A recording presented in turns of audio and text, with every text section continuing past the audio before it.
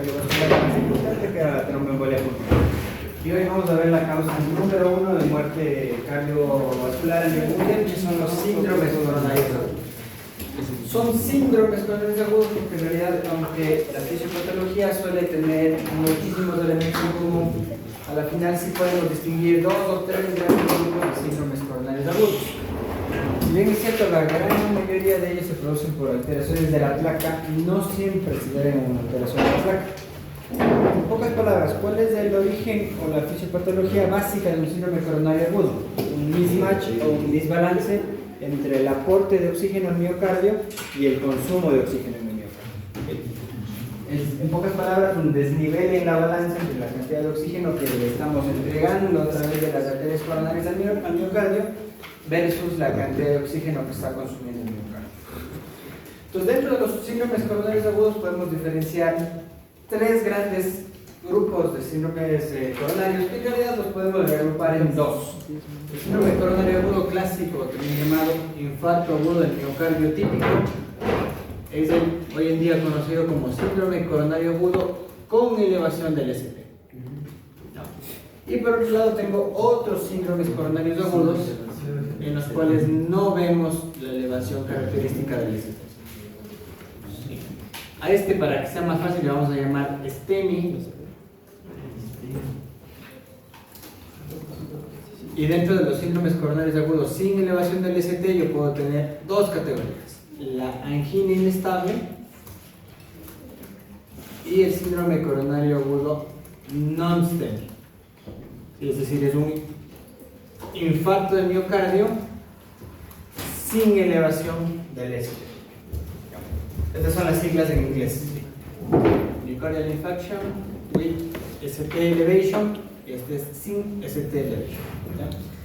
Y ustedes van a decir, ¿y por qué diablos hacemos esta diferenciación? Porque en realidad, aunque son muy parecidos y todos los 3 síndromes dependen de un fenómeno que es la ruptura de una placa de aterosclerótica, y la severidad y la urgencia en el tratamiento de ellos es un poquito diferente. Para entender esto bien es necesario que recordemos un poquito de la fisiopatología de los síndromes coronarios. Vamos haciendo un dibujito y vamos entendiendo cómo funcionan los síndromes coronarios.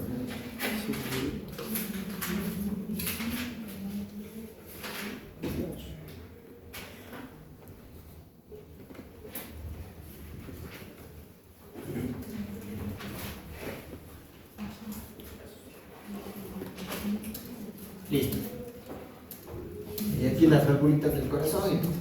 ¿Cómo funciona? ¿Cuál es la base fundamental de esto? Antes de ver esta base necesitamos recordar una cosa. Las arterias coronarias están por la parte externa, son subepicárdicas, ¿sí? Entonces las arterias vamos a ejemplificarlas aquí afuera del corazón. Entonces, aquí está el tronco arterial, la coronaria derecha en este caso, que está dando irrigación al ventrículo. Pero fíjense ustedes un detalle: la arteria es externa y como el miocardio es contráctil, no existen ramas profundas. Esto quiere decir que los nutrientes que lleguen a través de la arteria tienen que difundir desde el exterior hacia el interior.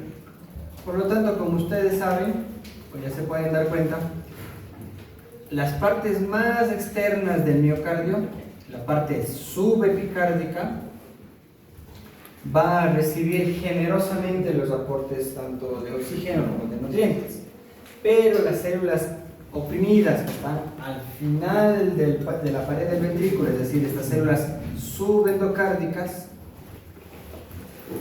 no van a recibir tantos nutrientes como el bebé. ¿Sí? Entonces estas son las células VIP y estas son las células normalitas. A las VIP les damos toda la riqueza y a las células normalitas pues reciben lo que sobra. Pero mientras la irrigación sanguínea del miocardio sea normal, es decir, mientras el calibre de la arteria esté respetado y conservado, aunque inequitativamente, pero hay para todas. Sí, para unas más, para otras menos, pero al final todas reciben comida y al final todas pueden sobrevivir. Pero ¿cuál es el sustrato fisiopatológico clave de los síndromes coronarios agudos? Que hay una placa de grasa en la arteria. Entonces vamos a hacer un corte aquí transversal. Entonces esta es una arteria que está nuevita, 0 kilómetros. Pero este corazón de este paciente es un corazón que ha tenido que aguantar por 30 años o más años hipertensión, diabetes, mala dieta, falta de ejercicio, tabaco. Y las secuelas de eso es que con el paso de los años se ha ido formando progresivamente una capita de grasa en las arterias, ¿sí? Que esto se llama placa de ateroma. Si esta placa de ateroma llega a ser lo suficientemente grande como para ya disminuir el flujo coronario, el paciente ya puede empezar a tener síntomas, pero en ese caso se denomina angina estable o síndrome coronario crónico, que esto lo van a ver el semestre que entra en salud del adulto crónico. ¿Ya? Entonces aquí, ¿qué características clínicas tienen estos pacientes? Que tienen un dolor anginoso, pero el dolor anginoso se presenta siempre con el mismo nivel de esfuerzo y mejora con el reposo. Un ejemplo de esto, si viene don Miguelito de 80 años de edad y dice: doctorcito, cuando subo al segundo piso de mi casa todo bien, pero ya tengo que subir a la terraza al tercer piso y al subir al tercer piso me empieza a doler el pecho, pero me quedo sentado un ratito en la terraza y me pasó. ¿Sí? Entonces ese dolor que tiene el paciente es un dolor coronario, pero es un dolor crónico que se debe a que la placa, aunque íntegra, pero está bloqueando parcialmente la circulación de oxígeno. Entonces es menos grave que lo que vamos a ver ahorita.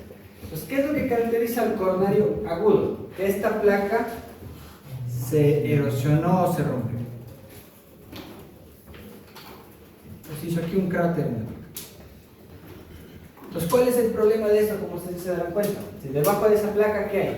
Endotelio desnudo. Y cuando el endotelio está desnudo, ¿qué pasa? Activa la cascada de coagulación. Entonces, ¿qué es lo que va a pasar? Primerito se activan los receptores estos de las plaquetas y hay un conglomerado de plaquetas que se empiezan a formar. Es decir, en pocas palabras, se formó un coágulo.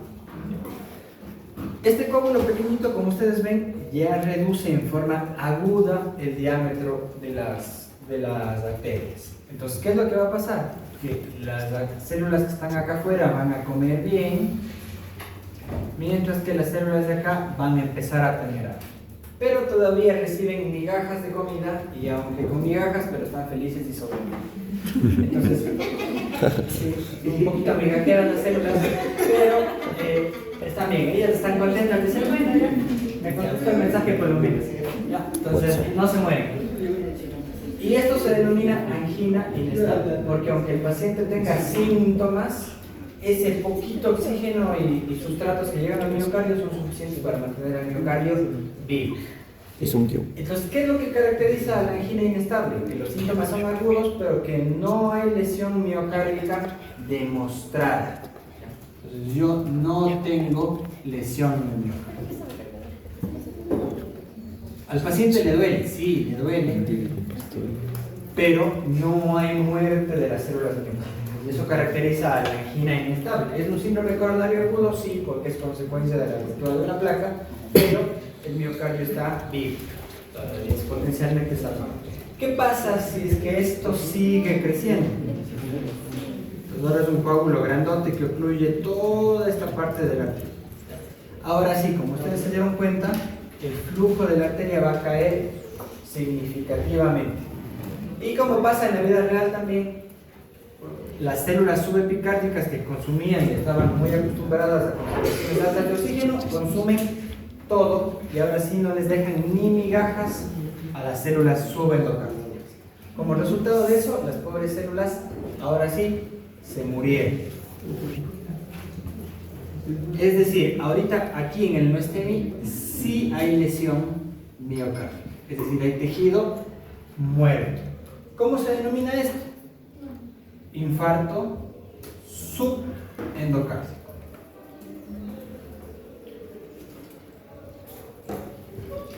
Y de acuerdo a la nueva clasificación, esto vendría a ser un no STEMI, pero MI, es decir, sí hay un infarto del miocardio, pero sin elevación de lesión. Entonces, ¿qué podríamos decir que caracteriza el no STEMI? Que hay una ruptura de placa con una oclusión parcial y únicamente muerte de las células subendocárdicas. ¿Ya? ¿Es urgente? Pues depende de qué tan ocluida esté la arteria. Si está muy ocluida, sí puede ser urgente, y si es que no está tan ocluida, pues a lo mejor no tanto.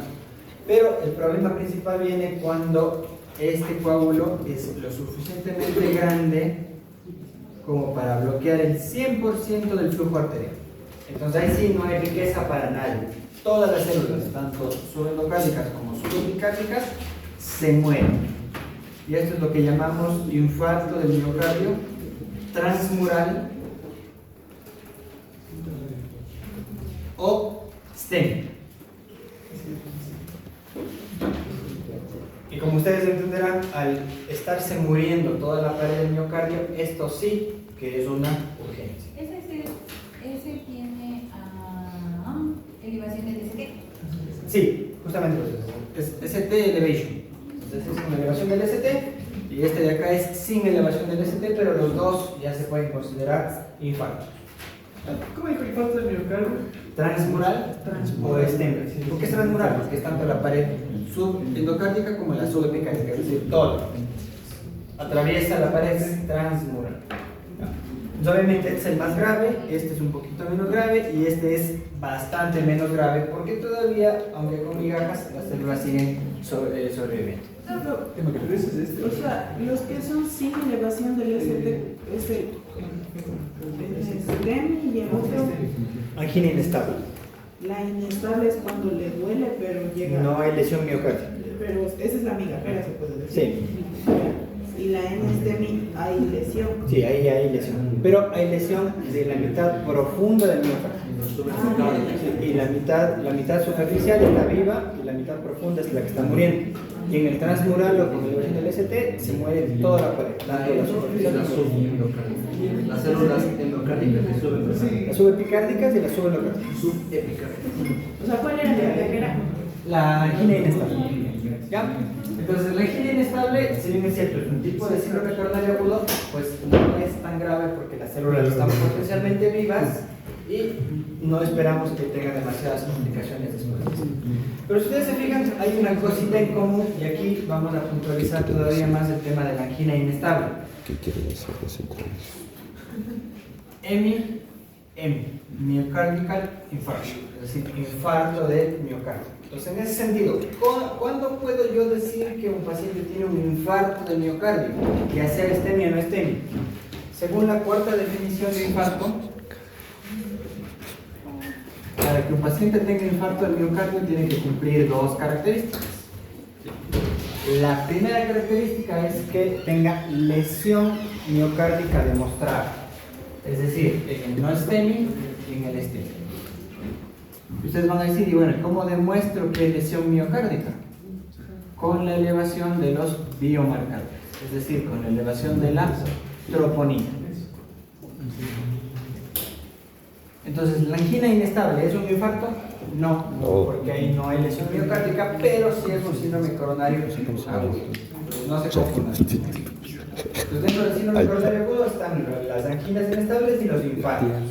En la angina inestable no hay alteración de las troponinas porque las células miocárdicas están vivas, y en el STEMI y el no STEMI sí hay elevación de las células de las troponinas. Y la segunda característica es que el paciente tenga el cuadro clínico típico.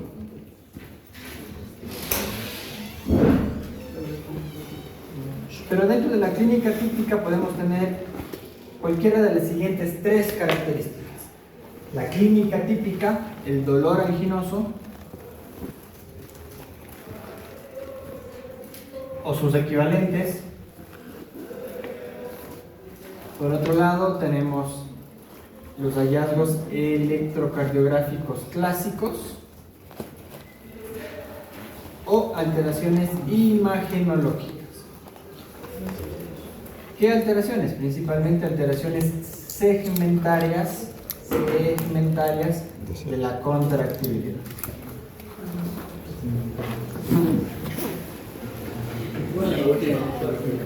Entonces, ¿a qué hacemos referencia con cuadro clínico típico?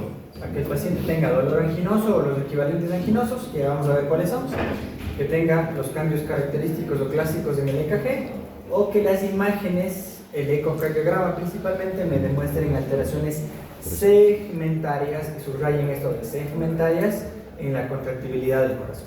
Es decir, solo la pared inferior no se contrae, como una pared anterior y lateral que se contraen normales. Una pregunta. En los cambios de, por ejemplo, secundarios del eco también se puede ver un agrandamiento. No, tiene que ser un trastorno de la contractibilidad, porque el agrandamiento puede ser crónico, no necesariamente agudo. ¿Ya? Entonces, y van a decir, pues, pero profe, si es que ya demuestro lesión miocárdica, ¿por qué no es un infarto? Porque hay otras causas distintas al infarto que también pueden lesionar el miocardio. Por ejemplo, miocarditis, miopericarditis, trauma cardíaco, sepsis, falla renal. Es decir, hay otras causas que también me suben las troponinas sin que sean de causa isquémica. Por lo tanto, me requiere que el paciente tenga lesión miocárdica más algo extra que me demuestre de que la elevación de esas troponinas son por causa de isquemia cardíaca.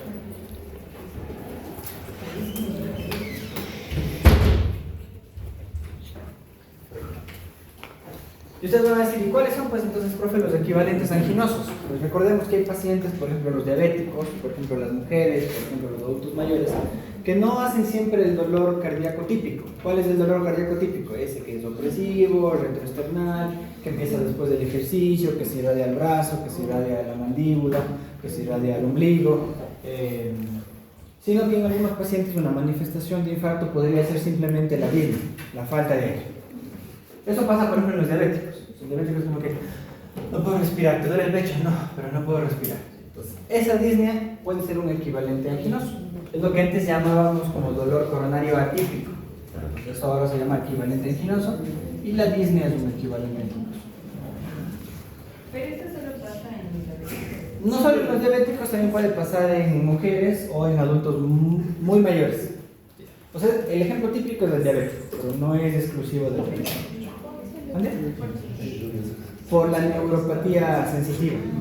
Como el diabético de larga data ya tiene sus medios dañados, ya no le duele, pero sí se ahoga. ¿Ya? ¿Qué otro equivalente anginoso tenemos? La náusea.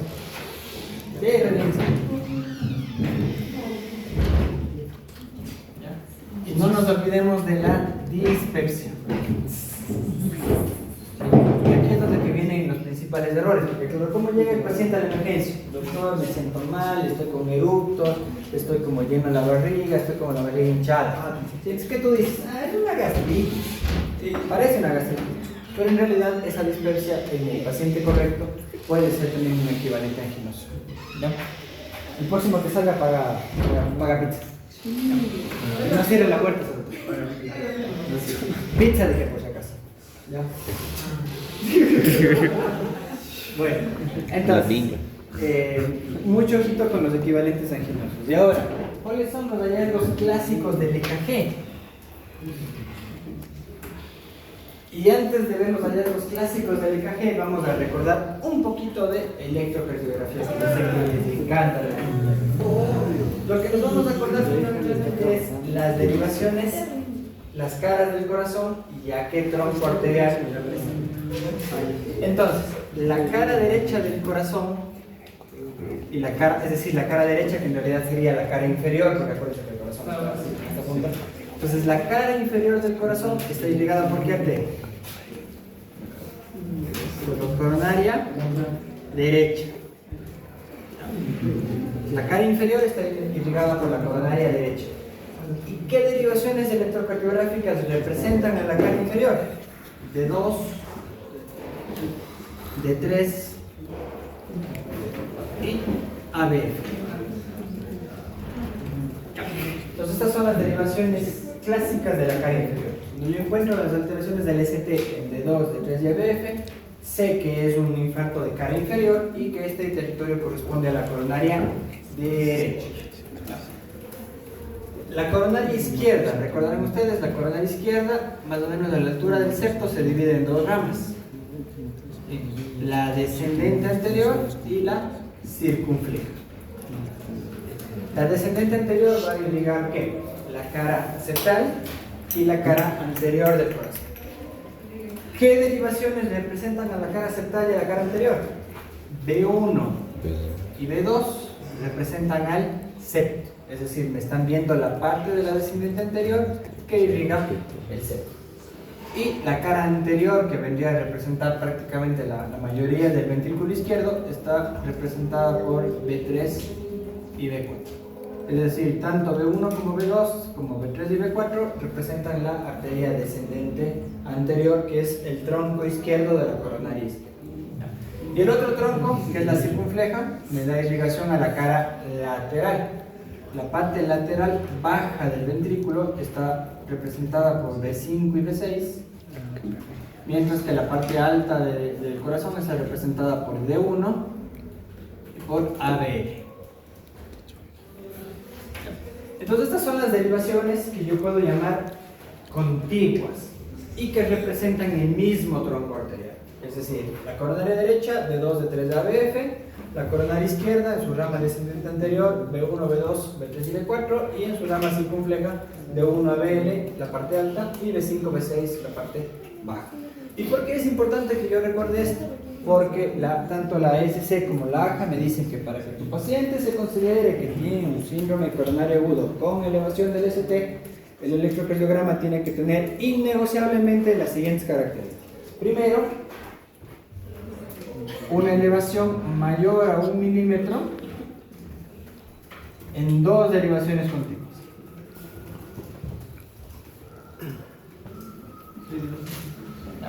¿A qué hace referencia con derivaciones contiguas? A esto. Es decir, que si yo veo una alteración del ST mayor a 1 milímetro en D2 y en B5, esas dos derivaciones no son contiguas, por lo tanto no se cumple criterio para infarto, y yo pensaría que la lesión miocárdica es por miocarditis, por ejemplo. ¿Ya? Pero como esto parece que está muy sencillo, nos vamos a complicar un poquito la vida, puesto que las dos derivaciones precordiales, B2 y B3, la regla cambia. En B2 y B3 te dicen que te preguntas si tu paciente es hombre o si tu paciente es mujer.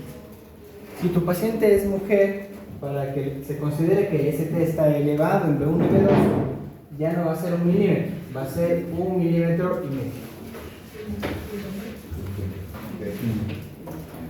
Y si tu paciente es hombre, te vas a preguntar ¿qué edad tiene mi paciente? Si es que la edad del paciente es menor de 40 años, vas a considerar que el ST está elevado cuando tiene una elevación mayor a 2.5 milímetros. Y si es mayor a 40 años, consideras que el ST está elevado cuando es mayor a 2 milímetros. Entonces, si tu paciente cumple estas características, tú puedes decir esto es un infarto clásico, es decir, es un STEM, porque el ST está elevado más de 1 milímetro en 2 derivaciones contiguas, y cuando esas derivaciones incluyen a B2 o B3, tiene que cumplir esta regla. Si el electro no te cumple estas características, puedes pensar en una lesión miocárdica de otro origen a un externo. Puede ser un non-STEMI o puede ser un dolor de tipo miocárdico, una miocarditis, pericárdico, miocárdico, una sepsis, etcétera, etcétera. ¿Ya?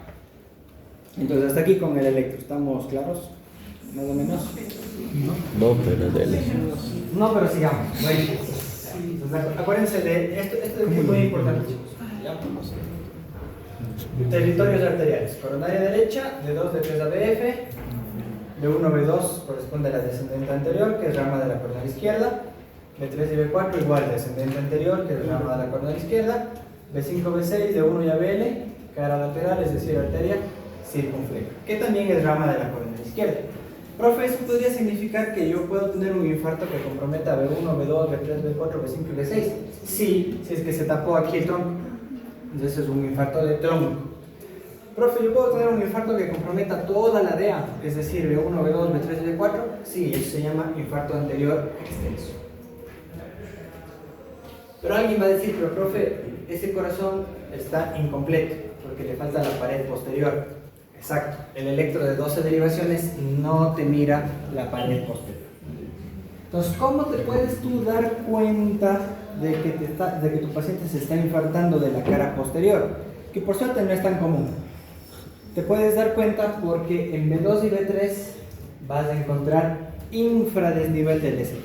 Es decir, que cuando tú tengas infradesnivel del ST, en B2 y B3 piensa en cara posterior. ¿Y qué vas a hacer en ese caso? Vas a pedir B7, B8 y B9. ¿Y cómo es esto de B7, B8, B9? Pues no es mayor problema, desconectas las de la cara anterior y pones aquí en el espejo en la espalda y le repites el electro. ¿Sí? Y ahí vas a encontrar la derivación del ST en este caso B7 y B8, ¿no? Que vendrían a ser las derivaciones de la cara posterior. Listo. ¿Qué más les puedo decir de esto? Una pregunta, esos criterios que se está diciendo, eso es para uno que tenga elevación de ST, ¿verdad? Para un infarto STEMI. Y aprovechando que menciona Carlita lo del infarto STEMI, aquí hay una cosa que es muy importante y la vamos a poner con asterisco. Si tu paciente en el electrocardiograma ya cumple criterios para STEMI, no tienes que esperar troponinas, sino que ya automáticamente diagnosticas STEMI y el paciente pasa a tratamiento. ¿Ya? Pues de hecho ese es uno de los errores más frecuentes. Tú ya ves en el electrocardiograma que el paciente tiene un síndrome coronario agudo con elevación del ST y te quedas esperando que salgan las troponinas para confirmar. No esperas que salgan las troponinas para confirmar, ya le diagnosticas de un STEMI y el paciente entra inmediatamente a la fase de tratamiento.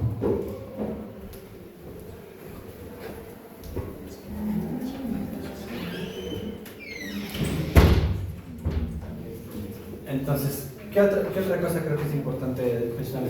Ya, otro tema extra.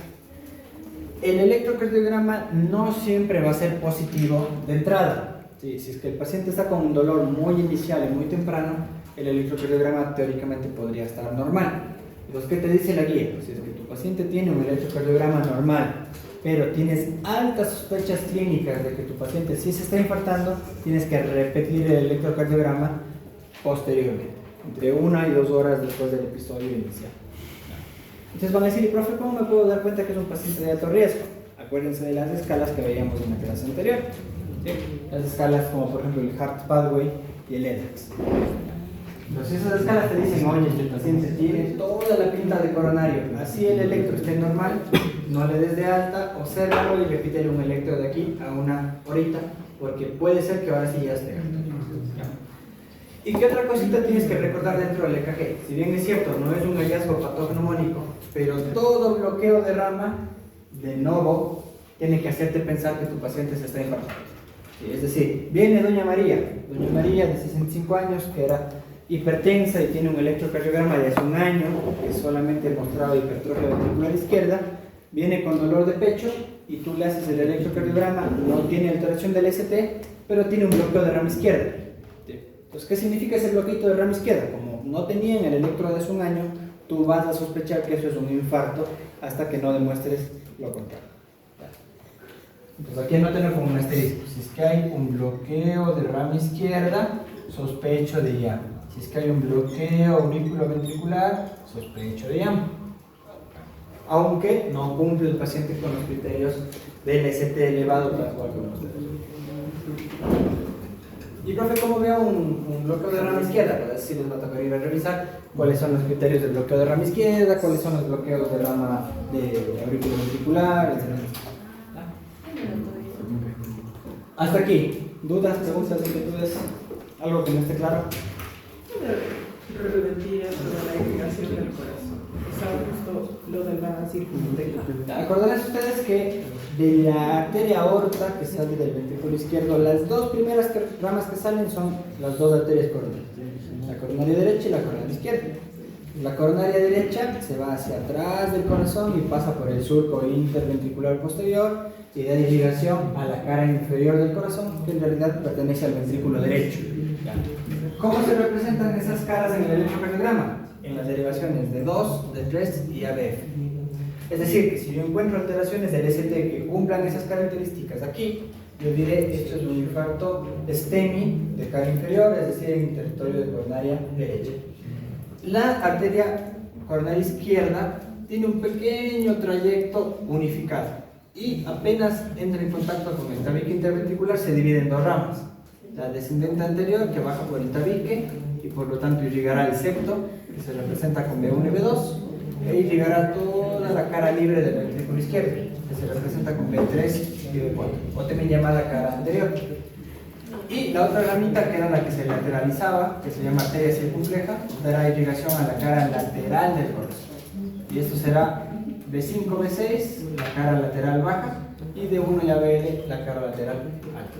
Entonces, como los criterios son muy estrictos y me dicen más de 1 milímetro en dos derivaciones contiguas que pertenezcan al mismo circuito arterial, pues yo tengo que tener al menos en dos de esas derivaciones elevación del ST. Es decir, yo no puedo tener un ST elevado en B1 y en D1 y catalogarlo como síndrome coronario agudo, porque las dos pertenecen a un tronco diferente.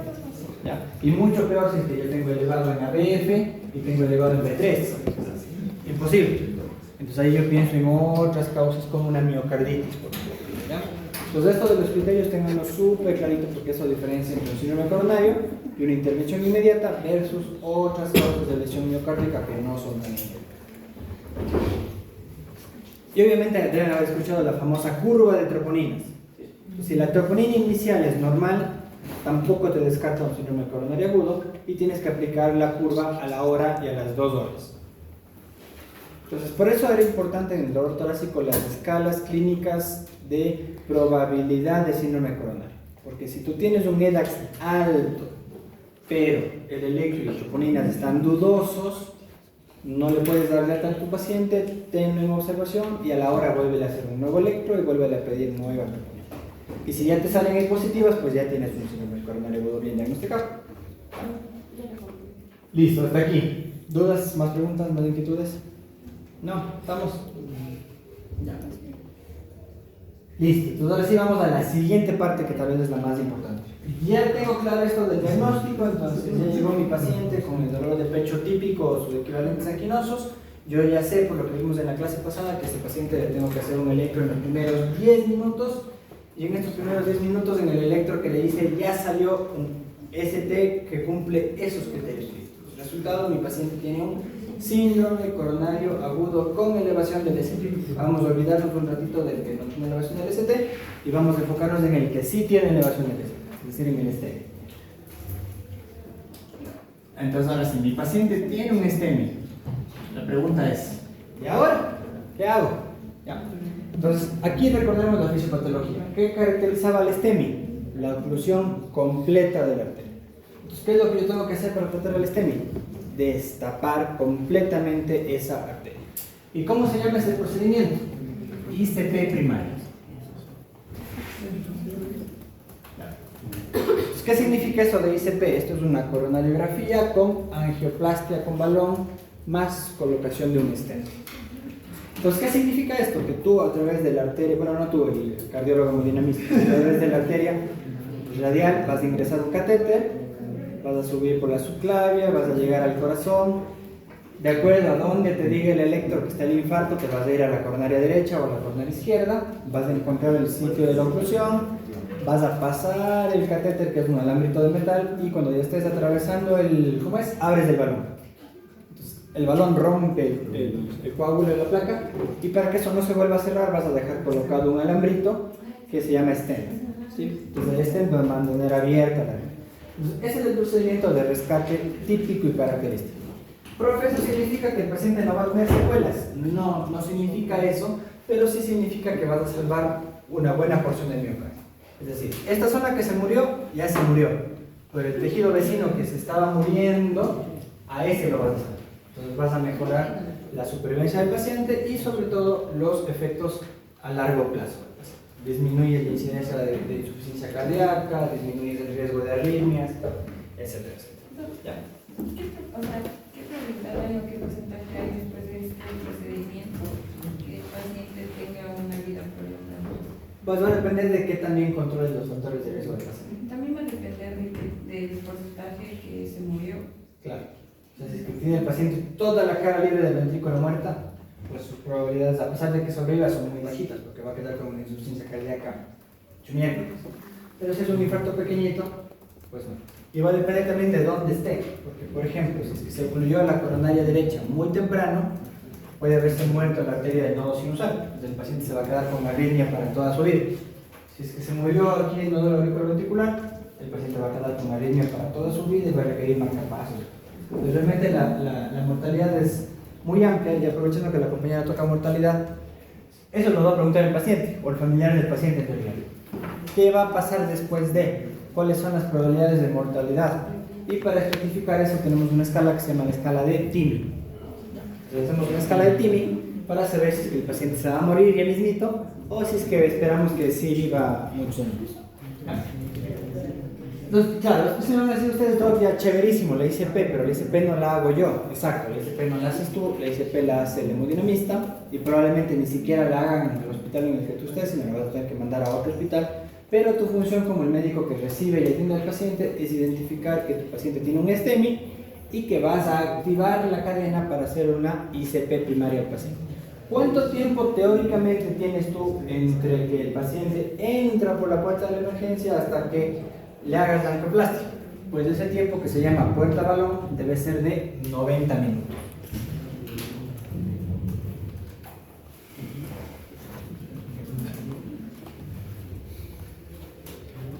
Pero entonces, ¿qué hago hasta que pasen esos 90 minutos? Porque el cardiólogo no es que siempre está ahí esperando que el paciente llegue infartado, sino que tú recién lo llamas y este man que salió a vivir en el Valle de los Chillos va a ir al Hospital del Norte.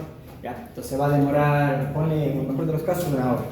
¿Ya? Entonces, ¿qué es lo que vas a hacer mientras tanto? Vas a controlar los síntomas del paciente y vas a estabilizar a tu paciente. Entonces, ¿qué es lo primero que vas a hacer? ¿Qué es lo que le trae al paciente a la emergencia? El dolor. Entonces, ¿qué es lo que le vas a dar? Un tratamiento para el dolor anginoso. Entonces vas a darle un antianginoso.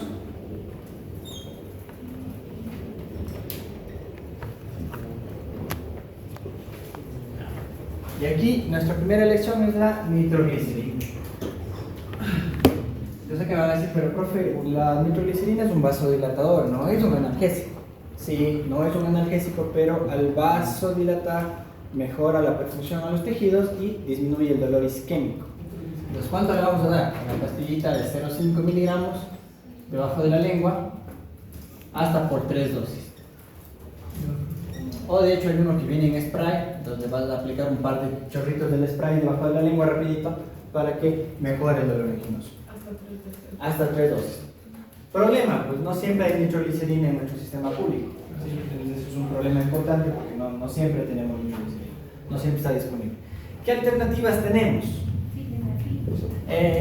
Sí, pero no, porque el sildenafil de hecho puede ser el causante de los síntomas. Es más, te dicen que si el paciente tomó sildenafil no le puedes dar nitroglicerina. Entonces es el típico que sale en el extra, en lugar de venirse se fue. ese es el típico. Es el paciente que se fue a la... No creo cómo se llama en Guayaquil, eso que siempre sale en el extra. Pero para no quedar mal, pues se tomó sildenafil antes y se fue. Se murió. Y entonces, si fuera el caso que te llega un paciente de ese tipo, o el paciente joven que quería quedar bien y se tomó más de lo que debía, pues terminó infartado, pues ya sabes que no le puedes dar nitroglicerina. Dices, no, pues la poca, se va a pagar unos 13 en la fila. Yo no tomo No, te fuiste también. Pues si no tienes nitroglicerina, ¿qué puedes hacer? La isosorbida, ya sea la mono o la bi. Isosorbida.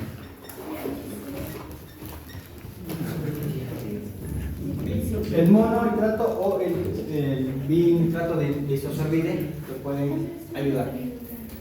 Dosis del isosorbide, 5 miligramos.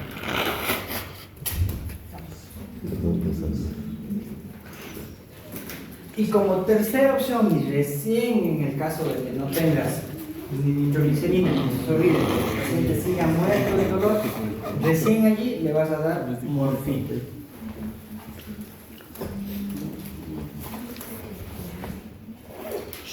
¿Ya? ¿Cuánto le vas a dar de morfina al paciente? De 2 a 4 miligramos. Pero ¿cuál es el problema? ¿Por qué la morfina está tan acá abajo si habíamos dicho que siempre que el dolor está fuerte le damos morfina? Porque interfiere con la absorción de los inhibidores de la P2Y12, con los antiagregantes plaquetarios. ¿Ya? Entonces, preferible, no, salvo que el paciente esté muerto de dolor, no. Incluso la guía americana te dice, preferible dar benzodiazepinas a tu paciente para que se tranquilice antes de dar morfina. O sea, la morfina realmente es como que la última. Incluso algunas guías de práctica te dicen que en lugar de darle morfina, le des otro antianginoso diferente a la nitroglicerina. Un antianginoso que funcione disminuyendo el consumo de oxígeno en el miocardio. ¿Qué fármaco conocen ustedes que disminuye el consumo de oxígeno en el miocardio?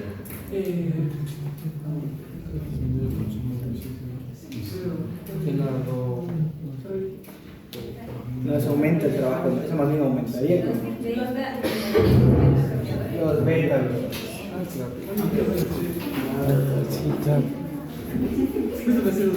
Si tienes la beta-bloqueador intravenoso, sí, la beta-bloqueador intravenoso es la elección, pero aquí de repente no hay la beta-bloqueador intravenoso, siendo súper sinceros, rarísimo tener la beta-bloqueador intravenoso, pero sí puedes tener, por ejemplo, un metoprolol por vía oral.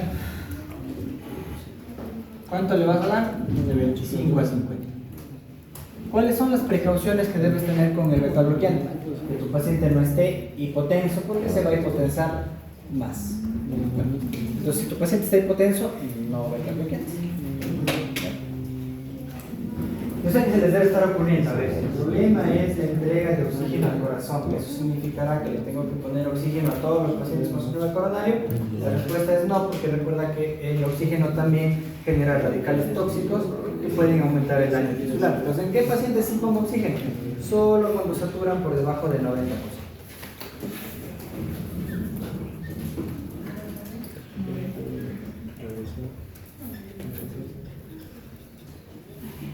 Verán que estamos hablando de la altura, por si acaso. Aquí, menos del 90% le vamos a dar a nuestro paciente oxígeno. ¿Y hasta cuánto oxígeno le pongo, profe? Hasta más o menos 94. No debes pasarte de 94 porque estarías haciendo lo mismo, generando toxicidad por oxígeno.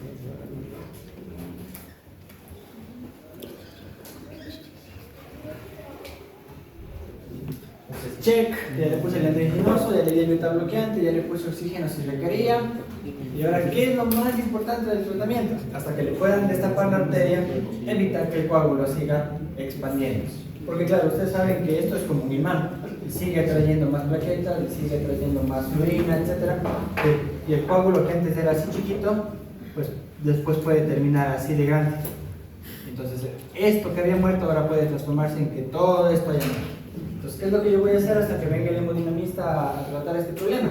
Pues evitar justamente la adherencia plaquetaria y la activación de más factores de la coagulación. Entonces, vamos a borrar esto.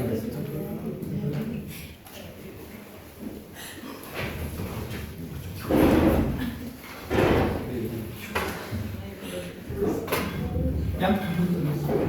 Cuarto, doble integración plaquetaria. Entonces, primerito, vamos a usar un fármaco que inhiba los tromboxanos A2. ¿Cuál inhibe los tromboxanos A2? La aspirina. ¿Ya? Entonces, la aspirina es el de elección porque inhibe el tromboxano A2, que recordarán ustedes que es el que justamente desencadena la adherencia plaquetaria. ¿Cuándo, profe, le doy la aspirina? Apenas le diagnostiques al paciente del síndrome coronario agudo con elevación del ST, ese rato abre la boca del paciente y trágate 3 pastillas. Entonces, ¿cuál es la dosis? 300 miligramos. Sí, en la guía te dan un rango, dice de 165 a 280. 300, no te compliques. 300 miligramos, 3 pastillitas de 100 y ya está. O 4 pastillitas de 81. Ya está, no nos compliquemos la vida con esas cosas. Pero las plaquetas son un ejemplo de persistencia. Pues a pesar de que están con el tromboxano inhibido, se van a seguir adhiriendo. Yo tengo que bloquear el siguiente punto, que es la P2Y12. Entonces aquí tengo 3 fármacos que son de elección: Prasugrel, Ticagrelor y Clopidogrel. ¿Cuáles son los de elección? Prasu y Tica. Sí. Entonces, ¿qué te dice la guía? Ponle 60 de Prasu, 180 de Tica, y si ya mismo no tienes, le vas a dar 600 de Clopidogrel. Sí. Adivinen cuáles no tenemos en Ecuador. Ninguno. No, el Clopidogrel sí hay. El Ticagrelor sí. Sí, pues sí, sí.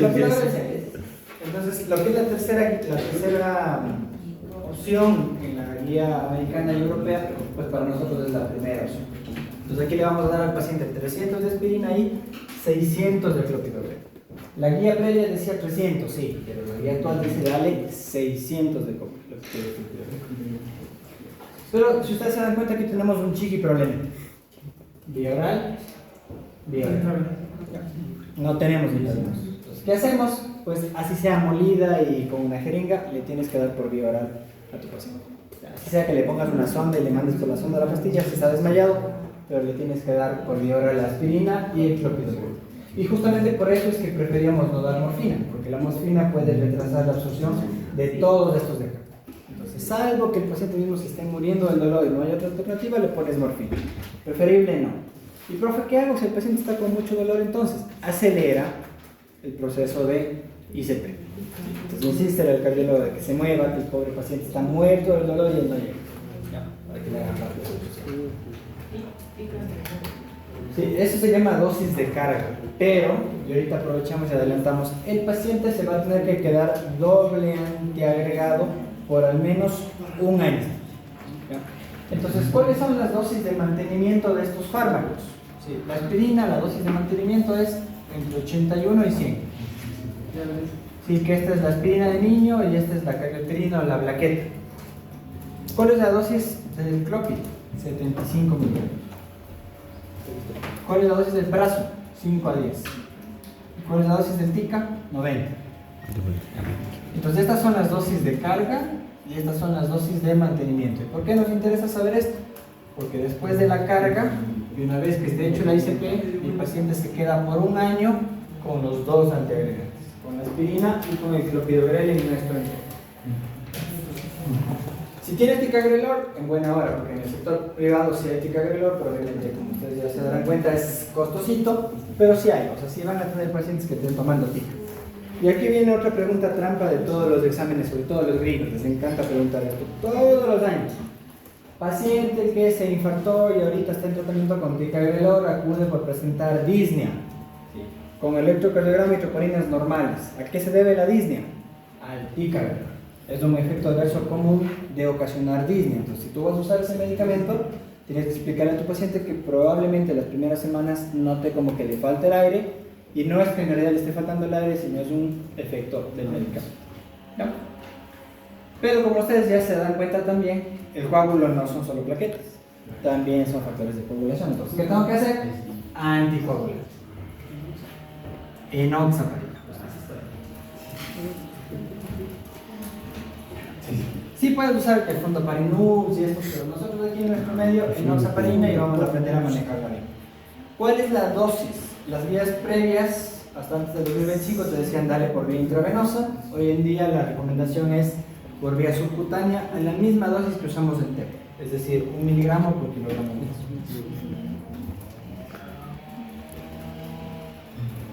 Pero nos ponen aquí un pequeño detalle adicional, que cuando el paciente entre a la sala de cateterismo le vamos a dar 0.3 miligramos por kilo por vía intravenosa adicionales.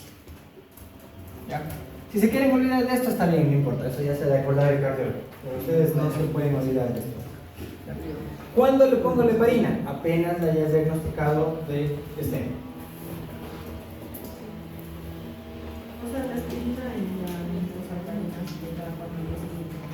Pues apenas le diagnosticas aspirina, clopidogrel y las tres cosas.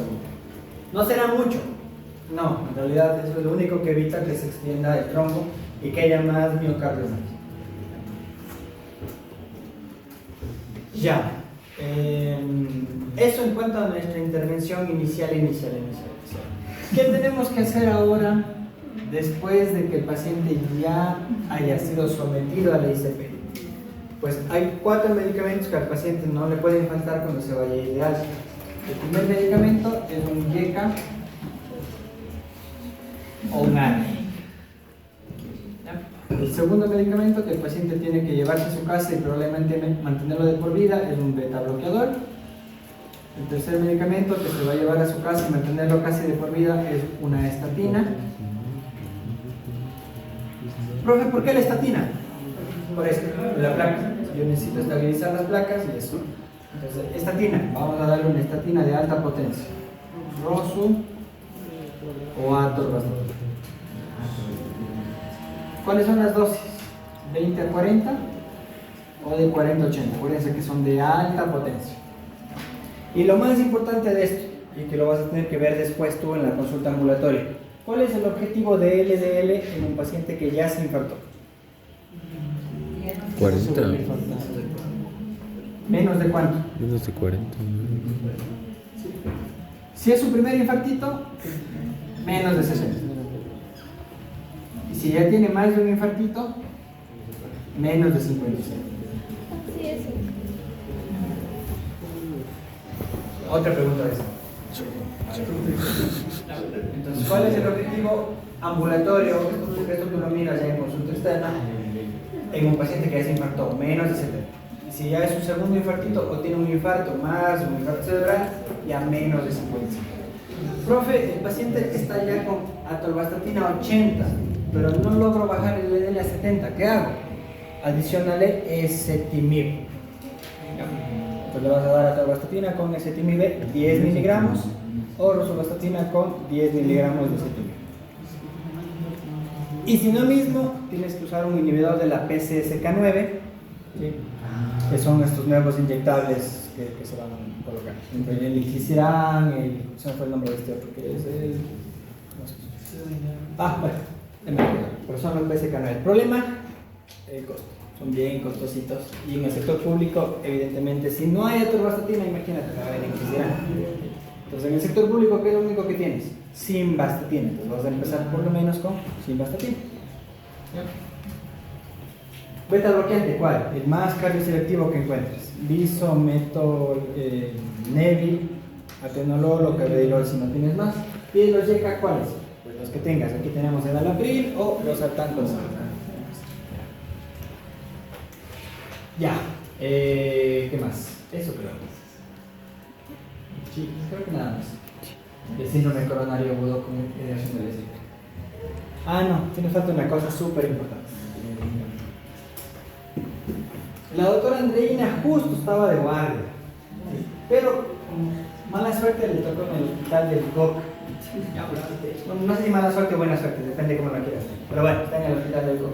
Y le llega un paciente con síndrome coronario agudo, la doctora dice, chuta, es un dolor típico, le voy a pedir un EKG. Y le hizo el EKG en los primeros 10 minutos porque por suerte se haría electro y por suerte se haría papel. Entonces le hizo el electro y ¡pac! Hay elevación del ST. No tiene para pedir troponinas, pero como ya tiene elevación del ST, ya tiene STEMI, así no hay duda. Pero claro, la doc dice, a ver, ¿cuál es el tratamiento del STEMI? ICP en los primeros 90 minutos. ¿Hacen ICP en el hospital de Coca? No. ¿Cuál es el hospital más cercano que hace ICP? El Eugenio Espejo. Que el cercano no está. Sí, entonces la doctora dice, a ver, 90 minutos, pero mira, si vaya en avioneta, es imposible. Entonces, ¿qué te dice la guía? Que si tú no tienes un centro que haga ICP en los primeros 120 minutos, le tienes que hacer fibrinólisis del paciente para ganarte. No se va a salvar del ICP porque le van a hacer seguro el ICP, pero para ganar tiempo y ayudar a que la supervivencia del paciente mejore, le vamos a hacer fibrinólisis. ¿Cómo le hacemos la fibrinólisis? Tal cual como le hacíamos en la TEP. Y ahora, ¿cómo le hacíamos la fibrinólisis en TEP? ¿Cuál es la dosis de fibrinolítico en TEP? No creo, eran que vimos el martes nomás. ¿Cuál es la dosis de TEP? No ha de ser, chicos. 100 miligramos. 100 miligramos de Alteplasa en 2 horas. ¿Ya? Entonces la doctora dice, le voy a poner Alteplasa un bolito en 2 horas para ganar tiempo hasta que venga la ambulancia y se lleve el paciente de urgencia. Pero eso siendo optimistas, ¿no? Porque difícilmente en el hospital del Coca tampoco van a tener Alteplasa. Entonces si es que la doctora ahorita no tiene Alteplasa, ¿qué es lo que va a hacer mientras tanto? Esto, tratar de aguantarle al paciente hasta que la ambulancia se lleve al paciente al hospital y le puedan hacer la visita.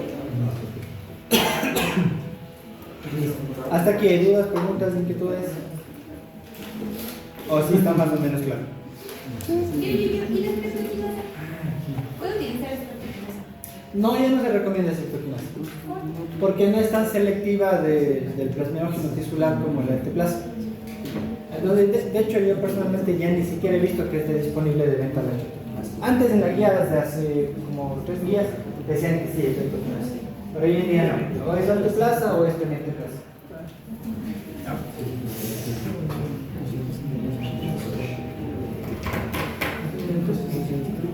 Ya. Hasta aquí, no hay más dudas, inquietudes. Hagamos un break de 10 minuticos. 10 minuticos.